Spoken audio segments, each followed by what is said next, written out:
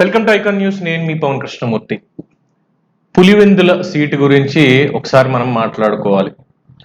దాదాపుగా 45 సంవత్సరాల నుంచి 45 ఏళ్ల నుంచి కూడా పులివెందుల ఎమ్మెల్యే సీట్ అనేది ఆ ఒక్క కుటుంబానికే పరిమితం అయిపోయింది. ఎందుకు ఏంటనేది మనం రికార్డ్స్ చూసినప్పుడు దాదాపు 1978 నుంచి 6 సార్లు ఎమ్మెల్యేగా వైఎస్ రాజశేఖర్ రెడ్డి, 2 సార్లు ఎంపీగా, 2 సార్లు ముఖ్యమంత్రిగా ఆయన పనిచేశారు. అంటే దాదాపు చూడండి, 6 సార్లు అక్కడ ఎమ్మెల్యేగా, అలాగే 4 సార్లు ఎంపీగా, 4 సార్లు ఎంపీగా పనిచేశారు. అయినా సరే పులివెందులకు ఆయన ఏం చేశారు అన్నటువంటి పాయింట్ ఒకటైతే, ఇక బాబాయ్ వైఎస్ వివేకానంద రెడ్డి గారు స్వర్గీయం, ఆయన 2 సార్లు ఎమ్మెల్యేగా, 2 సార్లు ఎంపీగా, అంటే ఉంటే రాజశేఖర్ రెడ్డి లేదంటే వివేకానంద రెడ్డి, ఇలాగే అక్కడ రాజకీయం అనేది నడిచింది. అప్పుడు వాళ్ళు ఉన్నారు. తర్వాత పులివెందులకి ఎమ్మెల్యేగా విజయం గారు పనిచేశారు రాజశేఖర్ రెడ్డి గారి తర్వాత. అండ్ జగన్మోహన్ రెడ్డి గారు ఒకసారి ఎంపీగా చేశారు. మళ్ళీ ఇప్పుడు ఆయన 2 దఫాలుగా ఎమ్మెల్యేగా ఉన్నారు.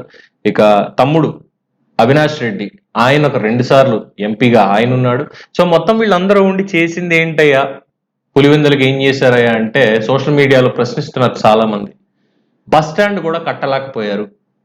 అంటే ఒక బస్ స్టాండ్ అనేది పులివెందుల్లో కట్టలేకపోయారు అని.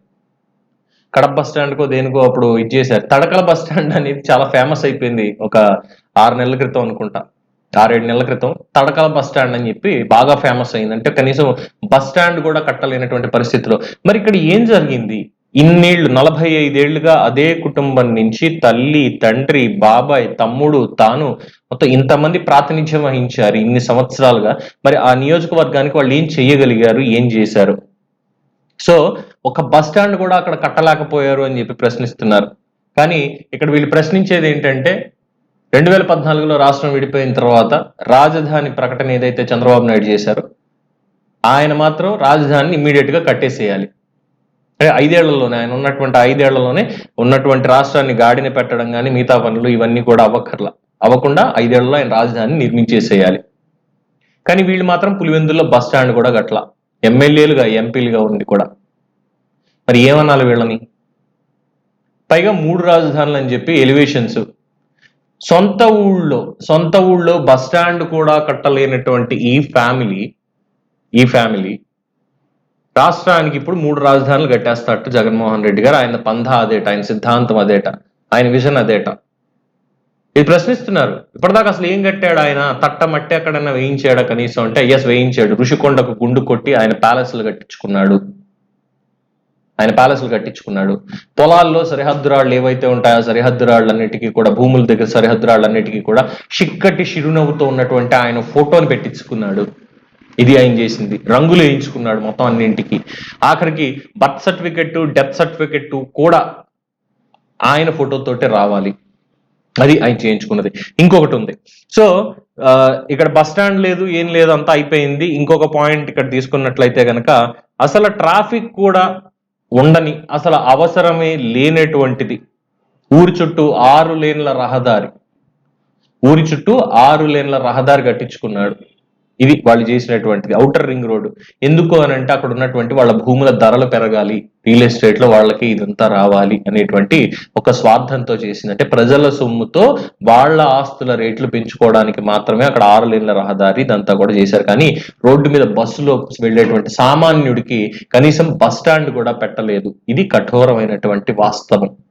తరువాత ఇంకేం చేశారంటే పాపం రాజశేఖర్ రెడ్డి గారు హెలికాప్టర్ ప్రమాదంలో చనిపోయారు కదండి.